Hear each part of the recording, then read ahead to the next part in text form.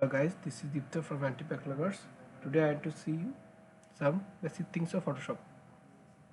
আজকে আমি আপনাদের শেখাবো কিভাবে ছবির ব্যাকগ্রাউন্ড ক্লিয়ার করতে হয়। দেখুন আমার ছবির ব্যাকগ্রাউন্ডে বিভিন্ন ইমেজ আছে, ওটাকে আমি ক্লিয়ার করতে চাচ্ছি।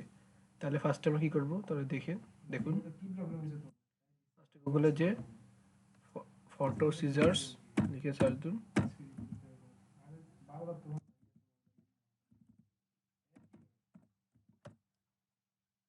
ফার্স্টে যে লিঙ্কটা দেখবেন ওটাকে ক্লিক করুন। আমার ডেসক্রিপশন বক্সে লিঙ্কটা আমরা অবশ্যই দিয়ে দেবো। এখানে কোনো ফটোশপ ইউজ করা হবে না, অনলি একটি সফটওয়্যারের মাধ্যমে আমরা ব্যাকগ্রাউন্ড ক্লিয়ার করব।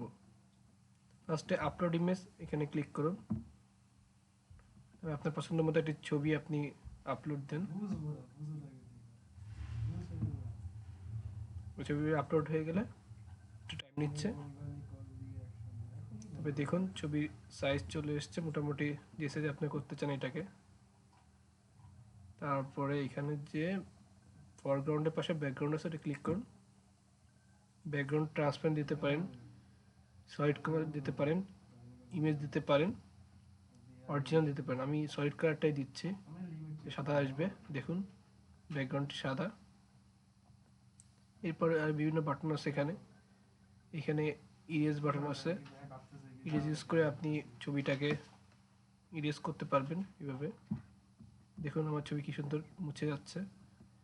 এটা আমরা আনডু করতেছি, এটা আমাদের এটা কাজ না। তারপরে গিয়ে ডান পাশে নীল কালারের ডাউনলোড বাটনে ক্লিক করুন।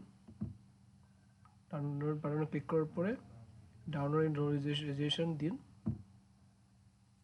তারপরে দেখুন ছবি ডাউনলোড হচ্ছে। ছবিটা অন করি, দেখুন কিছু ছবির ব্যাকগ্রাউন্ড ক্লিয়ার হয়ে গেছে। ভিডিও যদি আপনার পছন্দ হয় তাহলে লাইক করুন, সাবস্ক্রাইব করুন এবং আমাদের চ্যানেল